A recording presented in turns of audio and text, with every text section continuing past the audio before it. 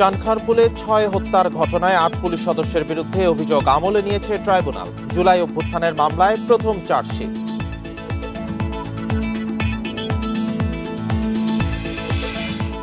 সরকার কোনো দলকে প্রতিষ্ঠিত করার দায়িত্ব নিলে হবে দুঃখজনক, মন্তব্য রিজভির।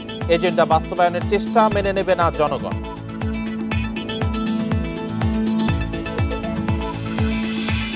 সচিবালয়ে আজও কর্মকর্তা কর্মচারীদের বিক্ষোভ। তদন্ত ছাড়াই ৮ দিনের নোটিশে অব্যাহতির বিধান বাতিলের দাবি।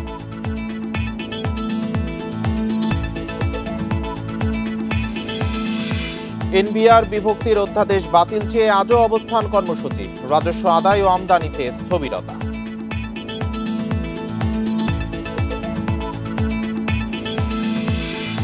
৬ ঘণ্টা পর পেট্রোল পাম্প ও ট্যাঙ্ক লরি মালিকদের কর্মবিরতি স্থগিত। বিপিসির দাবি পূরণের আশ্বাস।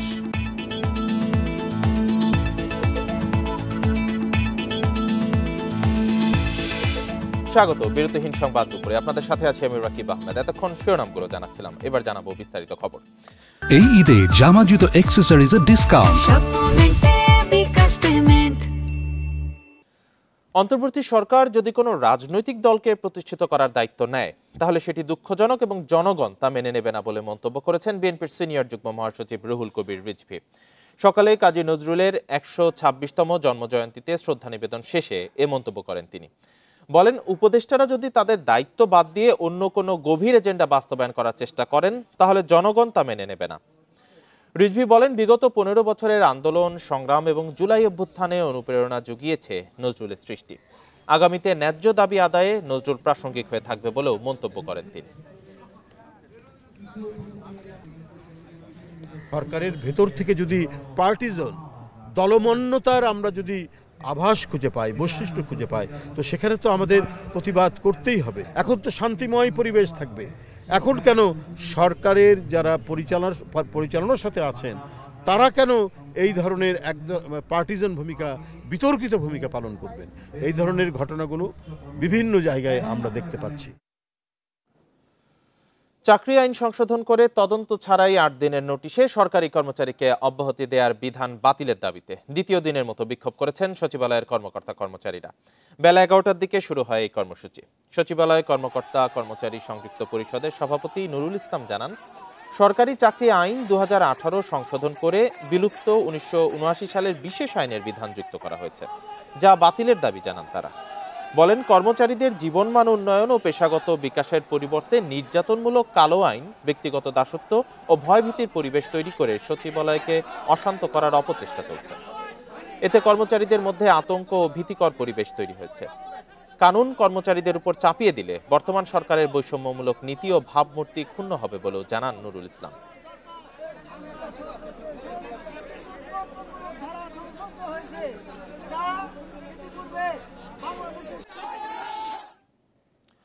ব্রিফ করছেন চিফ প্রসিকিউটর তাজুল ইসলাম। সরাসরি চলে যাচ্ছি সেখানে। সেটা আজকে বাংলাদেশ শুরু হয়ে গেল। পরবর্তী প্রক্রিয়ার মাধ্যমে সামনে আর যে স্টেপসগুলো আছে সেগুলোর মাধ্যমে বিচারের পরবর্তী কার্যক্রম শুরু হবে বলে আশা করছি। এই পর্যায়ে পর্যন্ত আসার জন্য আমাদের এই ট্রাইব্যুনালের তদন্ত সংস্থা, ট্রাইব্যুনালের প্রসিকিউশন টিমের বিভিন্ন সদস্যবৃন্দ সবাই অক্লান্ত পরিশ্রম করেছেন। আমি চিফ প্রসিকিউটর হিসেবে আমার টিমের প্রতি এবং তদন্ত সংস্থা সকলের প্রতি আমি ধন্যবাদ জানাচ্ছি তাদের পরিশ্রম এবং তাদের এই ত্যাগের জন্য। আমরা যে মামলাটিতে আজকে ফরমাল চার্জ দাখিল করে যেটার ভিত্তিতে আদালত অপরাধ বিচারার্থে আমলে গ্রহণ করেছেন, সেটি হচ্ছে জুলাই ৫ই আগস্টে রাজধানীর চানখারপুল এলাকায় ৬ জন তরুণকে যারা মার্চ টু ঢাকা কর্মসূচির অংশ হিসাবে ঢাকা শহরে প্রবেশ করে তারা এই জুলাই বিপ্লবকে সফল করার জন্য এসেছিলেন, তাদেরকে খুব কাছ থেকে চাইনিজ রাইফেলের গুলির মাধ্যমে পুলিশ হত্যা করেছে। আজকে যাদের বিরুদ্ধে বিচারের আনুষ্ঠানিক যাত্রা শুরু হয়েছে তারা হচ্ছেন ঢাকা মহানগরীর ডিএমপির যে সাবেক পুলিশ কমিশনার হাবিবুর রহমান সহ পুলিশের বিভিন্ন পর্যায়ের কর্মকর্তা ৮ জনের বিরুদ্ধে বিচার প্রক্রিয়া শুরু হয়েছে। কারণ হলো এই ঘটনার সাথে যারা যারা সম্পৃক্ত তাদেরকে আমরা এখানে আসামি করেছি। এই ঘটনায় অনেক পুলিশ হয়তো জড়িত ছিল, সবাইকে কিন্তু আমরা আসামি শ্রেণীভুক্ত করি নাই। এটার যুক্তি হচ্ছে যে যারা সরাসরি চাইনিজ রাইফেল ব্যবহার করে মানুষকে হত্যা করেছে, ভিডিও ফুটেজে যাদেরকে আইডেন্টিফাই করা গেছে তাদেরকে আমরা বিচারের জন্য সোপর্দ করেছি। পাশাপাশি তাদের যারা সুপিরিয়র কমান্ডার ছিল, অর্থাৎ ঢাকা মহানগরীর পুলিশ কমিশনার হাবিবুর রহমান, সুদীপ কুমার এবং ইমরুল, এই সমস্ত যারা সরাসরি নির্দেশ দিয়ে মানুষকে হত্যা করেছিলেন, যারা উপস্থিত থেকে নির্দেশনা দিয়েছেন, যারা পাশি থেকে ফ্যাসিলিটেট করেছেন, এই সমস্ত লোকদেরকে আমরা বিচারের জন্য আজকে সোপর্দ করেছি। এই মামলাতে বিভিন্ন ডকুমেন্ট আমরা দাখিল করেছি। শেখ হাসিনার পক্ষ থেকে যে নির্দেশনা দেওয়া হয়েছিল লিথাল ওয়েপন ব্যবহারের, সেই ভয়েস, শেখ হাসিনা বিভিন্ন ব্যক্তির সাথে কনভারসেশনের মাধ্যমে যে শক্তি প্রয়োগ, লিথাল ওয়েপন ব্যবহার করে বিক্ষোভকারীদেরকে হত্যা করার যে নির্দেশ দিয়েছিলেন, সেগুলো আমরা এখানে দাখিল করেছি। কিন্তু তাকে এই মামলাতে সরাসরি আসামি করা হয়নি, কারণ তার বিরুদ্ধে সেপারেটভাবে চার্জশিট দাখিল হয়েছে এবং সেখানে তার বিরুদ্ধে আলাদাভাবেই আনুষ্ঠানিক অভিযোগ অর্থাৎ ফর্মাল চার্জ দাখিল করা হবে। এটা ছিল আজকের প্রসিডিংস। এর বাইরে শেখ হাসিনা এবং শাকিল আহমেদ নামে আওয়ামী লীগের গাইবান্ধার যে নেতা, যাদের মধ্যে টেলিফোন কনভারসেশনের মাধ্যমে শেখ হাসিনা বাংলাদেশে সমস্ত এই জুলাই বিপ্লবের যারা মামলা করেছেন, যারা মামলার বাদী হয়েছেন, সাক্ষী হয়েছেন, তাদের বাড়িঘর জ্বালিয়ে দেওয়া এবং তাদেরকে হত্যা করার যে নির্দেশনা দিয়েছিলেন, সেই টেলিফোনিক কনভারসেশনটা ভিত্তিতে একটা কন্টেম্পট প্রসিডিংস তার বিরুদ্ধে ড্র হয়েছিল। আজকে সেই কন্টেম্পট প্রসিডিংসেরও ফার্দার শুনানি ছিল। সেটা শুনানি অন্তে আগামী ৩রা জুন এটার পরবর্তী আদেশের জন্য ধার্য করা হয়েছে। যে কন্টেম্পট প্রসিডিংসে সাধারণত নোটিশ জারি হওয়ার পরে পত্রিকাতে বিজ্ঞপ্তি দেওয়ার প্রয়োজন হয় না, কিন্তু স্বচ্ছতার স্বার্থে, আন্তর্জাতিক মানদণ্ড রক্ষা করার স্বার্থে কেউ যাতে প্রশ্ন তুলতে না পারেন, সে কারণেই এই আসামিদেরকে কন্টেম্পট প্রসিডিংসে হাজির হওয়ার ব্যাপারে পত্রপত্রিকায়, দুটো বহুল প্রচালিত পত্রিকায় বিজ্ঞপ্তি দিয়ে তাদেরকে আদালতে হাজির হওয়ার জন্য নির্দেশ যেটা দিয়েছেন, সেটার নোটিফিকেশন আকারে পত্রিকা ছাপার নির্দেশ দিয়েছেন। সেটাও আগামী ৩ তারিখে ফার্দার আদেশের জন্য আসবে এবং সেদিন যদি তারা হাজির না হন, তাদের আইনজীবীর মাধ্যমেও যদি জবাব না দেন, তাহলে আদালত এই ব্যাপারে পরবর্তী আদেশ প্রদান করবে। আপনি জুলাই আগস্টের গণহত্যা নিয়ে কিছু কথা বলছেন এবং আওয়ামী লীগের সামগ্রিক ১৬ বছরের নৃশংসতার ইতিহাস সেটা তুলে ধরেছেন, কি বলতে চেয়েছিলেন? আমরা যেটা বলেছি, আওয়ামী লীগের জন্ম থেকে শুরু করে যতদিন তারা বাংলাদেশের শাসন ক্ষমতায় ছিলেন, তাদের পুরো কর্মকাণ্ডের পেছনের ইতিহাসটা তুলে ধরা হয়েছে। প্রথম শাসন আমলে অর্থাৎ ৭১ সালের পরবর্তী ৭২ থেকে ৭৫ সময় পর্যন্ত আওয়ামী লীগ বাংলাদেশে যে কর্মকাণ্ডগুলো করেছে, গণতন্ত্রকে হত্যা করা, একদলীয় শাসন কায়েম করা, নির্বাচন ব্যবস্থাকে সেই সময় ৭২-৭৩ সালের নির্বাচন ব্যবস্থাকে কিভাবে ধ্বংস করেছিল, কিভাবে ৩০,০০০ জাসদ কর্মীকে রক্ষী বাহিনী গঠনের মাধ্যমে হত্যা করা হয়েছিল, সেই সময়ে মুজিব বাহিনী, রক্ষী বাহিনী কিভাবে একটা আতঙ্কে পরিণত হয়েছিল, এই ইতিহাস আমরা তুলে ধরেছি।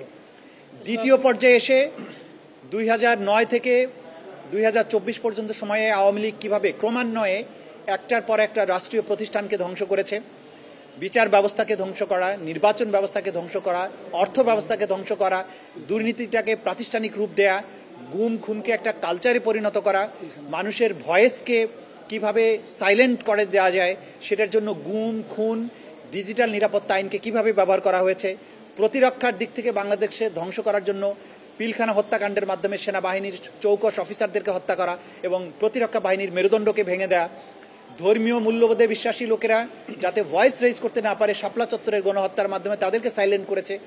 এইভাবে এই পেছনের পটভূমিকাটা তুলে আনা হয়েছে এই মামলাতে, কারণ এই মামলায় এই পটভূমিটা অসম্ভব রেলেভেন্ট এবং গুরুত্বপূর্ণ। এরপরে জুলাই আগস্টের পুরো পটভূমিটা তুলে ধরা হয়েছে, কিভাবে কোটা বিরোধী আন্দোলনটা শুরু হয়েছিল, কোটা বিরোধীর থেকে কিভাবে বৈষম্য বিরোধী আন্দোলনে এটা রূপান্তর ঘটল এবং বৈষম্য বিরোধী আন্দোলনের উপরে সরকার কি ধরনের দমন পীড়ন চালিয়ে এই সিভিলিয়ান একটা পপুলেশনকে পারসিকিউশনের মাধ্যমে, মার্ডারের মাধ্যমে এবং অন্যান্য পদ্ধতিতে নির্যাতনের মাধ্যমে, আক্রমণের মাধ্যমে কিভাবে এটাকে একটা গণহত্যায় পরিণত করা হলো। জেনোসাইডের সংজ্ঞায় গণহত্যা না, বাংলাদেশের প্রচলিত বাংলা ভাষায় গণহত্যা বলতে যা বোঝায়, সেই গণহত্যার মাধ্যমে এই ছাত্র জনতাকে যেভাবে নির্মূল করার চেষ্টা করা হয়েছে, যেভাবে আক্রমণ করা হয়েছে, সেই পটভূমি আমরা তুলে এনেছি এবং সেটার পেছনে দল হিসাবে আওয়ামী লীগ, জোট হিসেবে 14 দল, অঙ্গ সংগঠন হিসেবে আওয়ামী লীগের ছাত্রলীগ, যুবলীগ এবং অন্যান্য সংগঠন সমূহের কথা আমরা তুলে এনেছি। রাষ্ট্রীয় বাহিনী হিসাবে পুলিশ, বিজিবি এবং র্যাব এবং অন্যান্য গোয়েন্দা সংস্থা সমূহ তারা কে কিভাবে এখানে ভূমিকা পালন করেছে, তাদের কি দায়, সেগুলোর কথা এখানে তুলে আনা হয়েছে। প্রমাণ হিসাবে ডিজিটাল যত এভিডেন্স আছে, video footage, audio footage, documentary evidence, জাতীয় আন্তর্জাতিক সংস্থার বিভিন্ন ডকুমেন্টারি রিপোর্ট সব কিছু এবং যারা প্রত্যক্ষদর্শী, যারা ভিকটিম, তাদের বক্তব্য, তাদের জবানবন্দি, তাদের শরীর থেকে রক্ষিত বুলেট সব কিছুকেই আলামত হিসাবে এখানে আনা হয়েছে। অর্থাৎ ক্রাইমস অ্যাগেনস্ট হিউম্যানিটির অভিযোগ প্রমাণ করার জন্য জাতীয় ও আন্তর্জাতিক স্ট্যান্ডার্ডে যত প্রমাণ প্রয়োজন এবং যে প্রমাণগুলোর মাধ্যমে অপরাধীদের অপরাধ প্রমাণ করতে যত স্ট্যান্ডার্ড দিয়ে বিচার করা হোক, যাতে কোনো স্ট্যান্ডার্ডেই এই বিচারটি ফেইল না করে, সেই মানের এভিডেন্স আমরা আদালতে দাখিল করেছি। আনুষ্ঠানিক বিচারের যাত্রা শুরু হয়েছে। ইনশাল্লাহ প্রসিকিউশন বিশ্বাস করে আনুষ্ঠানিক বিচারের মাধ্যমে অভিযুক্তদের বিরুদ্ধে অপরাধ প্রমাণে এই প্রসিকিউশন সক্ষম হবে। এখানে আপনারা আজকে কয়টা অভিযোগ দাখিল করেছেন এবং অভিযোগে কি কি এনেছেন?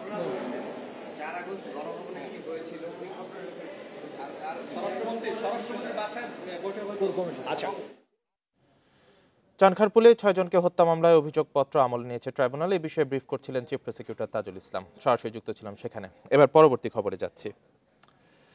আজ আরও কয়েকটি রাজনৈতিক দলের সঙ্গে বৈঠকে বসবেন প্রধান উপদেষ্টা অধ্যাপক মোহাম্মদ ইউনূস। সন্ধ্যায় প্রধান উপদেষ্টার সরকারি বাসভবন যমুনায় বৈঠক হওয়ার কথা রয়েছে। সন্ধ্যা 5:45টায় বৈঠকে ইসলামী আন্দোলনের আমির ও চরমোনাই পীর মুফতি সৈয়দ মোহাম্মদ রেজাউল করিম তার দলের পক্ষ থেকে বৈঠকে অংশ নেবেন। এছাড়াও বাংলাদেশ খেলাফত মজলিস, আমার বাংলাদেশ এবি পার্টি, জমিয়তে উলামায়ে ইসলাম, খেলাফত মজলিস, গণ অধিকার পরিষদ, নেজামে ইসলামী পার্টি ও হেফাজতে ইসলামের শীর্ষ নেতারা বৈঠকে অংশ নেবেন বলে জানা গেছে। বৈঠকে সংস্কার, নির্বাচন ও শরীয়তন্ত্রের সঙ্গে জড়িত ব্যক্তিদের বিচার নিশ্চিত করতে অন্তর্বর্তী সরকারের করণীয় নিয়ে পরামর্শ দেবেন রাজনৈতিক নেতারা।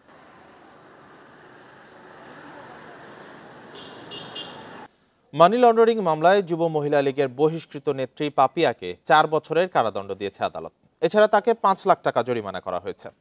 দুপুরে ঢাকার বিশেষ জজ আদালত এ রায় দেন। এ মামলায় অন্য 4 আসামিকে খালাস দেওয়া হয়েছে। এর মধ্যে আছেন পাপিয়ার স্বামী মফিজুর রহমান, তার সহযোগী সাব্বির খন্দকার, শেখ তাইবা নূর ও জুবায়ের আলম।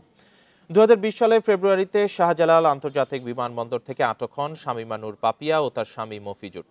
পরে ওই বছরের ডিসেম্বরে মানি লন্ডারিং আইনের মামলায় 5 জনকে অভিযুক্ত করে চার্জশিট দাখিল করেন সিআইডির পরিদর্শক ইব্রাহিম হোসেন। 2022 সালে অভিযোগ গঠন করেন আদালত। সে বছরই পাপিয়া ও তার স্বামী মফিজুর রহমানকে অস্ত্র মামলায় 20 বছর কারাদণ্ড দেন আদালত। এনবিআরকে 2 ভাগ করে জারি করা অধ্যাদেশ বাতিল সহ 4 দফা দাবিতে অবস্থান কর্মসূচি পালন করছেন আয়কর, কাস্টমস ও ভ্যাট কর্মকর্তারা। রোববার সকাল 9টা থেকে রাজস্ব ভবনের নিচে কর্মসূচি শুরু করেন তারা। তবে কাস্টম হাউস এবং এলসি স্টেশন ছাড়া সকল দপ্তরে পূর্ণাঙ্গ কর্মবিরতি চলবে। কাস্টমস হাউস এবং এলসি স্টেশনে সকাল 9টা থেকে বিকেল 5টা পর্যন্ত কর্মবিরতি চলবে। তবে রপ্তানি ও আন্তর্জাতিক যাত্রী সেবা কর্মবিরতির আওতামুক্ত থাকবে বলে জানায় এনবিআর সংস্কার ঐক্য পরিষদ।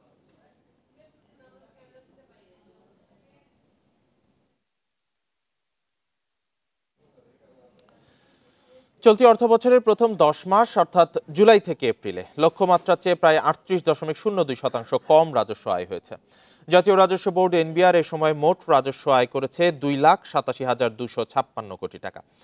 এদিকে এনবিআরকে 2024-25 অর্থবছরের জন্য 4,63,500 কোটি টাকার সংশোধিত রাজস্ব আহরণ লক্ষ্যমাত্রা দেয়া হয়। এর মধ্যে এপ্রিল পর্যন্ত 3,58,732 কোটি টাকার লক্ষ্যমাত্রা ছিল। সে হিসেবে চলতি অর্থবছরের প্রথম 10 মাসে লক্ষ্যমাত্রার চেয়ে কম আহরণ হয়েছে 71,476 কোটি টাকা। আর অর্থবছরের মোট সংশোধিত লক্ষ্যমাত্রার চেয়ে কম আহরণ হয়েছে 1,76,243 কোটি টাকা। জানা গেছে আমদানি ও রপ্তানি পর্যায়ে রাজস্ব আহরণে বেশি ঘাটতি দেখা যাচ্ছে।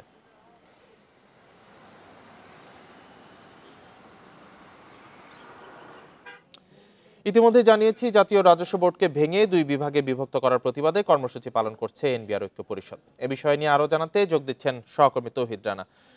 তৌহিদ রানা, এনবিআর ঐক্য পরিষদের কর্মবিরতি বা কর্মসূচি আরো কঠোর থেকে কঠোরতর হচ্ছে, তো তারা আজকের প্রতিবাদ কর্মসূচি থেকে কি বলছেন, সার্বিক কি পরিস্থিতি এখন?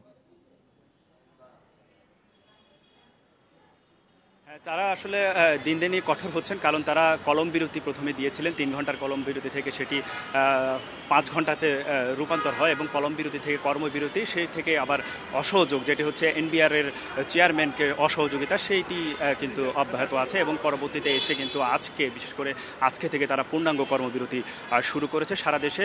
বিশেষ করে কাস্টমস এবং শুল্ক স্টেশনগুলি ছাড়া আর সব জায়গায় কিন্তু কাস্টমস অফিস, ভ্যাট এবং আয়কর বিভাগের সমস্ত অফিসে সারা দেশে সে একযোগে কিন্তু এই কর্মসূচি চলছে এবং তারা হচ্ছে কর্মবিরতি পালন করছেন এবং আজকে থেকে পূর্ণাঙ্গ কর্মবিরতি চলছে এবং আগামীকাল থেকে এটি পূর্ববর্তী ঘোষণা তারা আগেই দিয়েছিল যে আগামীকাল থেকে মূলত পূর্ণ দিবস কর্মসূচি চলবে এবং এটি হচ্ছে একেবারে শাটডাউন বলতে যেটি বোঝায় সেটি তারা আমাদেরকে জানিয়েছেন। সেটি হচ্ছে আমদানি রপ্তানি কার্যক্রম বন্ধ থাকবে। এখন কিন্তু পূর্ণাঙ্গ কর্মবিরতি হলেও বিকেল 5টার পরে কিন্তু আমদানি রপ্তানি কার্যক্রম কিন্তু চলে আসছে এবং এই কার্যক্রমগুলি কিন্তু গত কয়েকদিন ধরে তারা তাদের কর্মসূচির বাইরে রেখেছিলেন, কিন্তু আগামীকাল থেকে কিন্তু শুধুমাত্র আন্তর্জাতিক যাত্রী সেবা ছাড়া আর সমস্ত কার্যক্রম কিন্তু বন্ধ থাকবে। বলা যায় একেবারে শাটডাউন থাকবে আমাদের এই রাজস্ব আহরণের সকল ধরনের কার্যক্রম। আপনি জানেন যে গতকাল থেকে কিন্তু এনবিআরে যখন কর্মসূচি কিন্তু চলছিল ঠিক তখন কিন্তু আইনশৃঙ্খলা বাহিনীর আমরা দেখেছি যে তৎপরতা কিন্তু বেড়েছে। আজকেও ঠিক একই অবস্থা। এনবিআর কর্মকর্তা কর্মচারীরা যখন সংস্কার ঐক্য পরিষদের ব্যানারে যখন কর্মসূচি দিয়েছিলেন সকাল থেকে তখন অবস্থান করছিলেন, ঠিক তখন আইনশৃঙ্খলা রক্ষাকারী বিভিন্ন সংস্থা কিন্তু তারা এসে এখানে অবস্থান কিন্তু নিচ্ছেন। আমরা বিজিবি, আর্মি এবং পুলিশের সদস্যদেরকে আমরা দেখেছি এখানে কিন্তু তারা কড়া নজরদারি এবং নিরাপত্তা ব্যবস্থা তারা রেখেছে। এখানে কোনো ধরনের যাতে অপ্রীতিকর ঘটনা এবং বহিরাগত যাতে এসে বিশৃঙ্খলা যাতে না করতে পারে সেই জন্য এখানে এই অবস্থান কর্মসূচি কিন্তু চলছে। পাশাপাশি এনবিআর সংস্কার ঐক্য পরিষদ কিন্তু বিকেল 4টায় তারা আনুষ্ঠানিক সংবাদ সম্মেলন করে আগামীকাল আরও কি কর্মসূচি আছে যেটি আমি আপনাদেরকে জানিয়েছি শাটডাউনের কর্মসূচি সেটি হয়তো আরও আনুষ্ঠানিকভাবে ঘোষণা করবেন বিকেল 4টায়। তৌহিদ রানা জানাচ্ছিলেন রাজস্ব ভবনের সামনে থেকে। দাবি পূরণের আশ্বাসে প্রায় 6 ঘন্টা পর পেট্রোল পাম্প ও ট্যাঙ্কলরি মালিকদের ধর্মঘট স্থগিত করা হয়েছে। সকালে পেট্রোল পাম্প ও ট্যাঙ্কলরি মালিক ঐক্য পরিষদের সঙ্গে বৈঠকের পর এই সিদ্ধান্ত নেওয়া হয়। এর আগে কমিশন বাড়ানো সহ 10 দাবিতে সকাল 10টা থেকে সারা দেশে পেট্রোল পাম্প বন্ধ, ডিপো থেকে তেল উত্তোলন ও পরিবহন বন্ধ থাকে। এতে বিপাকে পড়েন যানবাহন ব্যবহারকারীরা। শনিবারের মধ্যে তেল বিক্রির কমিশন ন্যূনতম 7% করা, ট্যাঙ্কলরি চালকদের লাইসেন্স নবায়ন সহ 10 দফা দাবি পূরণের আহ্বান জানায় পেট্রোল পাম্প ও ট্যাঙ্কলরি মালিক ঐক্য পরিষদ। দাবি পূরণ না হয় রোববার সকাল 6টা থেকে দুপুর 2টা পর্যন্ত ধর্মঘটের ডাক দেয়া হয়। ধর্মঘটের কারণে রাজশাহীতে সকাল থেকে বন্ধ দেখা গেছে পেট্রোল পাম্প, বন্ধ রাখা হয় ডিপো থেকে তেল উত্তোলন ও পরিবহন। পাম্পে তেল না পেয়ে বিপাকে পড়েন যানবাহন ব্যবহারকারীরা।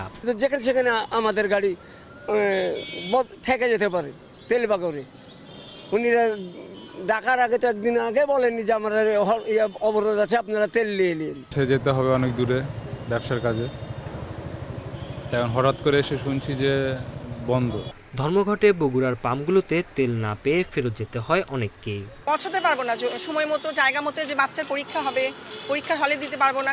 সিরাজগঞ্জের বাঘাবাড়ি ডিপো থেকে তেল উত্তোলন বন্ধ থাকায় উত্তরাঞ্চলের 16 জেলায় সরবরাহ বন্ধ হয়ে যায়। দুর্ভোগের চিত্র দেখা গেছে পঞ্চগড় সহ বিভিন্ন জেলায়। বন্ধ থাকলে আমাদের শ্রমিকের সমস্যা, ইনকাম পাতি হয় না। হঠাৎ করে বন্ধ করেছে, কোনো নাই, প্রচার নাই। হঠাৎ পেট্রোল পাম্প বন্ধে ভোগান্তি দেখা দেয় খুলনা, বরিশাল সহ দক্ষিণ পশ্চিমাঞ্চলের জেলাগুলোতে। ধর্মঘটে বন্ধ রাখা হয় মেহেরপুর, রাজবাড়ির পাম্পগুলো। 10 দফা দাবিতে কর্মসূচির প্রভাব দেখা গেছে সিলেটেও। Tanjil Hasnat, independent news. Mayor হিসেবে বিএনপি নেতা ইশরাক হোসেনের শপথের দাবিতে নগর ভবনে আবারও বিক্ষোভ করছেন তার সমর্থকরা। এতে বন্ধ রয়েছে সেবা কার্যক্রম। সকাল 10টার পর থেকে নগর ভবন প্রাঙ্গণে জড়ো হতে থাকেন তারা। দাবি আদায় না হওয়া পর্যন্ত আন্দোলন চালিয়ে যাওয়ার ঘোষণা দেন বিক্ষোভকারীরা। নগর ভবনের প্রধান ফটক বন্ধ করে মঞ্চ তৈরি করেন তারা। ইশরাককে মেয়র হিসেবে শপথ নেয়ার দাবি জানান তারা। গত মার্চে ইশরাক হোসেনকে ঢাকা দক্ষিণের মেয়র ঘোষণা করে রায় দেয় আদালত। এদিকে ঢাকা দক্ষিণ সিটির নির্বাচিত প্রতিনিধিদের মেয়াদ শেষ হচ্ছে জুনের প্রথম সপ্তাহে।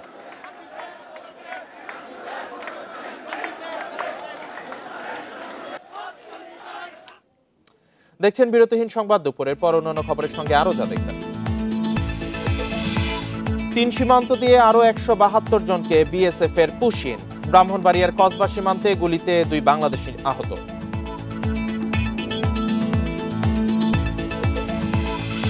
বাজেটে বাড়তে পারে করমুক্ত আয় সীমা। মূল্যস্ফীতি বিবেচনায় 4.25 লাখ টাকা পর্যন্ত কর ছাড়ের প্রস্তাব।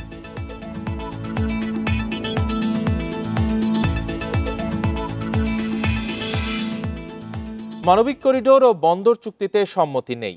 দেশের স্বার্থবিরোধী কোনো কাজে সমর্থন দেবে না জামাত।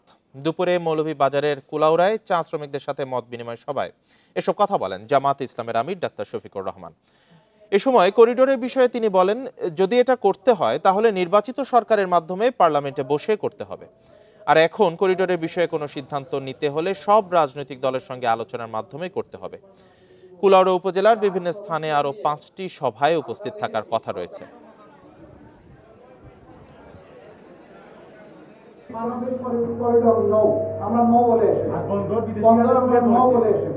দেশের স্বার্থের বিরুদ্ধে আমরা কোনো কিছুতে হা বলি না। দেশের স্বার্থ যেখানেই বিকৃত হবে সেখানেই নো।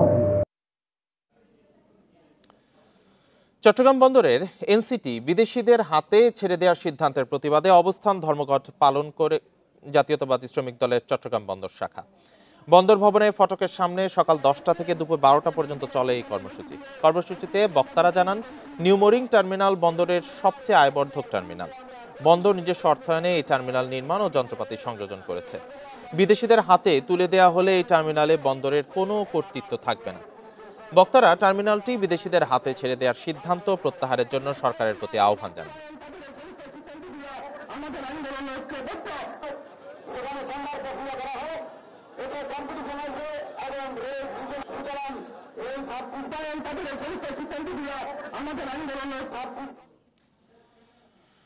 এ বিষয়ে আরো জানতে চট্টগ্রাম থেকে যুক্ত হয়েছেন সহকর্মী অনুপম শীল। জাতীয়তাবাদী শ্রমিক দল যে অবস্থান কর্মসূচি পালন করছেন, তারা আসলে কোন ইস্যুতে অবস্থান কর্মসূচিটা পালন করছেন এবং তারা কি বলছেন?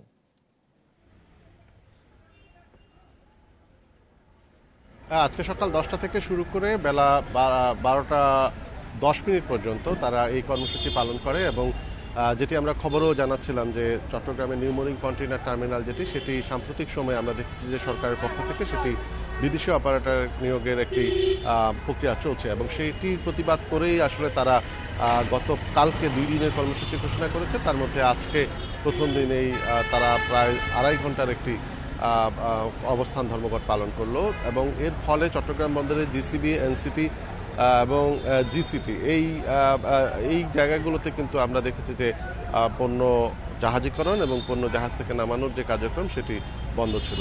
আমরা এই মুহূর্তে আছি চট্টগ্রাম কাস্টম হাউসে এবং আমার পেছনে যে স্থাপনাটি দেখছেন এটি দেশের সবচেয়ে বেশি রাজস্ব সরবরাহ করা হয়ে থাকে এই কাস্টম হাউস থেকে এবং আমরা এই চলতি অর্থ বছরের গত 10 মাসের হিসাবে যদি করি প্রায় 64,000 কোটি টাকা এই চলতি অর্থ বছরে চট্টগ্রাম কাস্টম হাউস থেকে যোগান দেওয়া হয়েছে।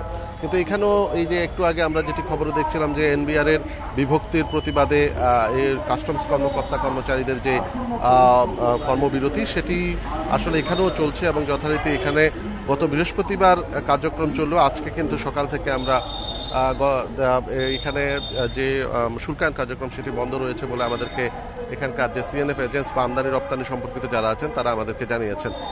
এর ফলে দুটি বড় সমস্যা হচ্ছে, একটি হচ্ছে দেশের শুল্ক কার্যক্রমে এক ধরনের স্থবিরতা নামছে, আর দ্বিতীয় যেটি হচ্ছে চট্টগ্রাম বন্দরে ইতোমধ্যে আমরা যেমনটা খবর পেয়েছি অন্তত 17টি জাহাজ প্রায় 24,000 একক কন্টেইনার নিয়ে বন্দরে প্রবেশের অপেক্ষায় আছে। কিন্তু যেহেতু শুল্কায়ন কার্যক্রম ধীরগতি বা গত 1 সপ্তাহ ধরে ব্যাহত হয়েছে তাই বন্দর থেকে কন্টেইনার খালাসের পরিমাণ কমেছে এবং যার ফলে এই জাহাজগুলোকে কিন্তু বন্দর বাড়তে বা জেটিতে ভেড়ার সুযোগ দেওয়া যাচ্ছে না বা দিলেও তাদেরকে ধীরে ধীরে দিতে হচ্ছে, কারণ বন্দরের ইয়ার্ডে জায়গা সংকুলান হচ্ছে না। এই সমস্যায় আসলে এখন চট্টগ্রাম বন্দর এবং কাস্টম হাউস কেন্দ্রিক এই বিষয়টি রয়েছে এবং এর ফলে আমদানি রপ্তানিকারকদের মনে একটি গভীর শঙ্কা ইতিমধ্যে তৈরি, একটা সংকটের মধ্যে আসলে চলছে। চট্টগ্রাম বন্দরের টার্মিনালে বিদেশি অপারেটর নিয়োগের প্রতিবাদে অবস্থান ধর্মঘটের বিষয়ে জানাচ্ছিলেন সহকর্মী অনুপম শীল। এবার থাকছে বিশ্ব থাইরয়েড দিবস নিয়ে বিশেষ প্রতিবেদন।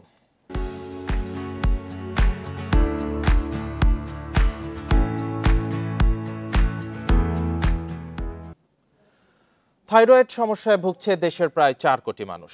এদের 60% বেশি জানে না তারা থাইরয়েড সমস্যায় ভুগছে। রোববার রাজধানীতে এক সেমিনারে উঠে এসেছে এসব তথ্য। এমন বাস্তবতায় আজ শনিবার পালিত হচ্ছে বিশ্ব থাইরয়েড দিবস। মানুষের স্বাভাবিক জীবনযাপনের জন্য থাইরয়েড হরমোন অপরিহার্য। এ হরমোনের তারতম্যে শারীরিক ও মানসিক বৃদ্ধি, হার্টের সমস্যা সহ নানা জটিলতা দেখা দিতে পারে। দেশে প্রায় 4 কোটি মানুষ থাইরয়েড সমস্যায় ভুগছে, যা জনসংখ্যার 20% বেশি। এমন বাস্তবতায় পালিত হচ্ছে বিশ্ব থাইরয়েড দিবস। 2009 সাল থেকে 25 মে সারা বিশ্বে থাইরয়েড বিষয়ে সচেতনতায় এই দিবসটি পালিত হয়। দিবসটি উপলক্ষে দেশের খ্যাতনামা চিকিৎসকদের নিয়ে রাজধানীর একটি হোটেলে সেমিনারের আয়োজন করা হয়। এ সময় থাইরয়েড সমস্যা শনাক্তের ওপর জোর দেন বিশেষজ্ঞরা। মোট জনসংখ্যার 20% বেশি থাইরয়েডের সমস্যায় আক্রান্ত, এবং আরেকটি হলো যে এদের 10 জনের 6 জনের বেশি উনি কিন্তু জানেন না। তাহলে মোট রোগীর কিন্তু বেশিরভাগই কিন্তু চিকিৎসার আওতায় নেই, এবং প্রতি বছর কতজন মানুষ নতুন করে আক্রান্ত হচ্ছে না, আসলে শনাক্ত হচ্ছে, সেটা কিন্তু কমপক্ষে 35 থেকে 40 লক্ষ। থাইরয়েড ডিসঅর্ডার বাংলাদেশে একটা অনেক প্রভাবিত একটা রূপ, ডায়াবেটিসের মতোই প্রকোপ কিন্তু অনেক বেশি। আমাদের পপুলেশন প্রায় 20% মতো আমরা এই রোগে আক্রান্ত, কিন্তু বেশিরভাগ মানুষ জানে না তারা এই রোগে আক্রান্ত আছে, কারণ তাদের কোনো লক্ষণ থাকে না। ওভার প্রবলেম যখন হয় তখন লক্ষণ থাকে, ডাক্তার শরণাপন্ন হন, কিন্তু বেশিরভাগ ক্ষেত্রে কোনো লক্ষণ থাকে না বলে ডাক্তার শরণাপন্ন হয় না। সেই জন্য দরকার অ্যাওয়ারনেস তৈরি করা। চিকিৎসকেরা বলছেন, শারীরিক কার্যক্ষমতা ঠিক রাখতে দেহে এই হরমোন সঠিক মাত্রায় থাকা জরুরি। থাইরয়েড হরমোনের তারতম্য বন্ধ্যাত্বের অন্যতম কারণ জানান তারা। বাড়ন্ত ছেলে মেয়েদেরকে যদি আমি এখন ব্যর্থ হয়ে ধরতে, তাহলে কিন্তু ওর মেধার বিকাশ হবে না। পরে যদি আমি চিকিৎসা করি, মেধার বিকাশ কিন্তু আর হলো না। চিকিৎসা করে কিন্তু আমি হরমোন ঠিক রাখতে পারলাম। যারা বাচ্চা নিতে পারছে না, পরে আমি ধরতে পারলাম, চিকিৎসা করতে পারলাম, কিন্তু বাচ্চা নেওয়ার সময় পার হয়ে গেছে। থাইরয়েড হরমোন একটা হরমোন যেটা আমার জীবন বাঁচার জন্য প্রয়োজন, এনার্জির জন্য প্রয়োজন, মানসিক বৃদ্ধি, মানসিক ফাংশনের জন্য প্রয়োজন। সো এই কেউ যদি আক্রান্ত হন, থাইরয়েড হরমোন ঘাটতি থাকে, তাকে মৃত্যুর আগ পর্যন্ত এই থাইরয়েড হরমোন বাড়ি থেকে রিপ্লেস করতে হবে। বর্তমানে বাডেম হাসপাতাল, ঢাকা মেডিকেল কলেজ সহ দেশের প্রায় প্রতিটি মেডিকেল কলেজের হরমোন বিভাগ ও পরমাণু চিকিৎসা কেন্দ্রে থাইরয়েডের চিকিৎসা মিলছে। Adilur Rahman, independent news, Dhaka. Mayor হিসেবে বিএনপি নেতা ইশরাক হোসেনের শপথের দাবিতে নগর ভবনে আবারও বিক্ষোভ করছেন তার সমর্থকরা। এ বিষয়ে আরও জানাতে নগর ভবনের সামনে থেকে যোগ দিয়েছেন সহকর্মী আদিলুর রহমান। আদিলুর রহমান, এই কর্মসূচি থেকে এখন কি দাবি জানানো হচ্ছে?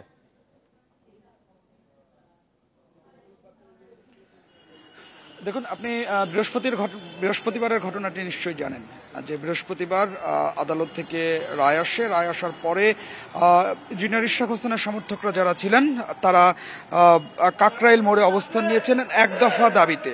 সেটি হচ্ছে যে স্থানীয় সরকার উপদেষ্টা আসিফ মাহমুদ সজীব ভুঁইয়ার আসলে পদত্যাগ।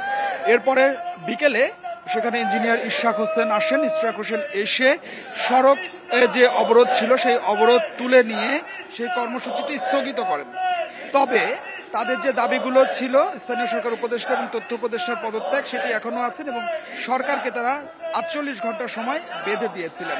আমরা নগর ভবনের যে বিষয়টি আসলে লক্ষ্য করছি সেটি হচ্ছে যে নগর ভবনে কর্মকর্তা কর্মচারী যারা আছেন তারা মূলত কার্যক্রম বন্ধ করে দিয়েছেন। তাদের কথা হচ্ছে যে ইঞ্জিনিয়ার ইশরাক হোসেনকে যতক্ষণ না পর্যন্ত শপথ পাঠ না করানো হবে এবং তিনি যতক্ষণ না পর্যন্ত মেয়রের আসনে বসতে পারছেন ততক্ষণ পর্যন্ত তারা নগর ভবনের ভেতরে শান্তিপূর্ণ যে অবস্থান কর্মসূচি সেই অবস্থান কর্মসূচি তারা করবেন। আমরা সকাল থেকে যেটি আসলে নগর ভবনে দেখেছি, গতকালকেও দেখেছি যে এখানে বিভিন্ন যে শ্রমিক সংগঠনগুলো আছে সেই শ্রমিক সংগঠনের নেতাকর্মী যারা আছেন, বিভিন্ন কর্মচারীরা আছেন, কর্মকর্তারা আছেন, তারা কার্যক্রমটি বন্ধ করে দিয়েছেন। নগর ভবনে কোনো ধরনের কোনো দাপ্তরিক যে কাজ, সেই কোনো দাপ্তরিক কাজ হচ্ছে না।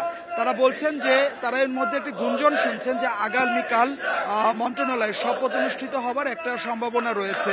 তো সেই শপথ অনুষ্ঠান যদি হয়, সেক্ষেত্রে যখন শপথ অনুষ্ঠান হবে তারপরে তারা এখানে কাজে ফিরবেন এবং দাপ্তরিক কাজ শুরু হবে। তবে যতক্ষণ না পর্যন্ত শপথ গ্রহণ না হয় ততক্ষণ পর্যন্ত তাদের এই যে অবস্থান কর্মসূচি এবং দাপ্তরিক কাজ সেটি আসলে বন্ধ থাকবে। তো সব মিলিয়ে যেটি আসলে বলা যায় যে নগর ভবনের যে কার্যক্রম সেটি বন্ধ আছে এবং এটি কতদিন বন্ধ থাকবে বা কবে বন্ধ থাকবে সেটি নির্ভর করছে শুধুমাত্র শপথের উপরে। তো আমার কাছে নগর ভবনের থেকে এটি ছিল এখনকার সবচেয়ে। জি, নগর ভবনের সামনে থেকে জানাচ্ছিলেন সহকর্মী আদিলুর রহমান। এবার থাকছে আসন্ন বাজেট নিয়ে বিশেষ প্রতিবেদন।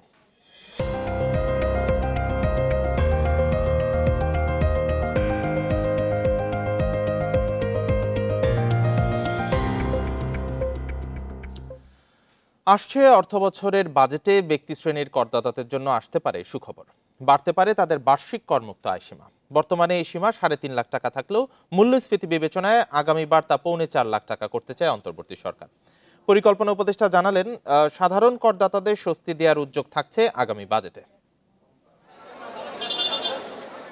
গত এক বছরের বেশি সময় ধরে মূল্যস্ফীতির চাপে হিমশিম খাচ্ছেন নিম্ন আয়ের করদাতারা। তবে এখন তা কিছুটা কমলেও সহনীয় মাত্রায় আসেনি।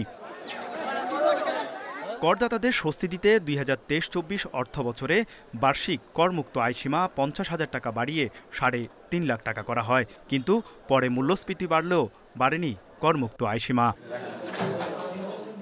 এমন পরিস্থিতিতে বিভিন্ন মহল থেকে করমুক্ত আয়সীমা বাড়ানোর দাবি উঠেছে। আসন্ন বাজেটে একজন করদাতার বার্ষিক করমুক্ত আয়সীমা 3,75,000 টাকা থেকে 4 লাখ টাকা পর্যন্ত প্রস্তাব করা হতে পারে। দারিদ্র্য বেড়েছে, কাজে আমি মনে করি যে করমুক্ত আয় নিচের সীমাটা বাড়ানোর সুযোগ আছে। করমুক্ত আয়সীমার পরের 1 লাখ টাকার উপর বর্তমানে 5% কর আরোপ হয়, তবে করের হার অপরিবর্তিত থাকতে পারে। মূল্যস্ফীতি বিবেচনায় এই সিদ্ধান্ত নেওয়া হলে সাধারণ করদাতাদের স্বস্তি দেবে বলে মনে করেন সাবেক কর কর্মকর্তারা। সবচেয়ে ভালো হবে যে আমরা মুদ্রাস্ফীতির হারের সঙ্গে সমন্বয় করে যদি আমরা করমুক্ত সীমাটা করতে পারি, তাহলে সেটা সবার জন্য উত্তম। সুবিধা তো শুধু যে কম আয়ের পরিবাররা পাবে তা না, এই সুবিধা কিন্তু সবাই পাবে, ধনীরাও পাবে। তাদেরও মিনিমাম ট্যাক্স ওখান থেকে করমুক্ত হিসাবের সময় ওইটা বাদ দিয়ে দেওয়া হবে। কাজে এখানে একটা রেভিনিউ লস হবে। তো ওই রেভিনিউ লসটা আপনি কীভাবে মেক আপ করবেন, সেটারও তো কিছু পদক্ষেপ সেখানে থাকতে হবে। বর্তমানে ঢাকা ও চট্টগ্রাম সিটি কর্পোরেশন এলাকায় করদাতাদের জন্য ন্যূনতম কর 5,000 টাকা। এবার অন্যান্য সিটি কর্পোরেশন ও পৌর এলাকায় ন্যূনতম কর পরিবর্তন হতে পারে। তৌহিদ রানা, ইন্ডিপেন্ডেন্ট নিউজ, ঢাকা। দেশের 3 জেলার সীমান্ত দিয়ে আরও 172 জনকে পুশিন করেছে ভারতীয় সীমান্তরক্ষী বাহিনী বিএসএফ। এর মধ্যে মৌলভীবাজারে 121, সিলেটে 32 এবং মেহেরপুরে 19 জনকে পুশিন করা হয়। বিজিবি জানায়, ভোরে মৌলভীবাজারের বড়লেখা সীমান্ত থেকে 121 জনকে আটক করা হয়, পরে থানায় হস্তান্তর করা হয় তাদের। আটকদের দাবি, বিএসএফ তাদের ঠেলে বাংলাদেশ সীমান্তে পাঠিয়ে দেয়। এদিকে সিলেটের বিয়ানীবাজারের নয়াগ্রাম সীমান্ত দিয়ে 32 জনকে পুশিন করে বিএসএফ। তাদের নাম পরিচয় যাচাই বাছাই শেষে পুলিশের কাছে হস্তান্তর করা হবে। এছাড়া মেহেরপুর সীমান্ত দিয়েও পুশিন করা শিশুসহ 19 জনকে মুজিবনগর থানায় নেওয়া হয়েছে। আটকদের মধ্যে 5 জন পুরুষ, 5 জন নারী এবং 9 শিশু রয়েছে। পুলিশ জানায়, কিছুদিন আগে ভারতীয় পুলিশ তাদের আটক করে বিএসএফ এর কাছে হস্তান্তর করে। ভোরে বিএসএফ সীমান্তের কাঁটাতারের বেড়া খুলে জোর করে এপারে পাঠায় তাদের।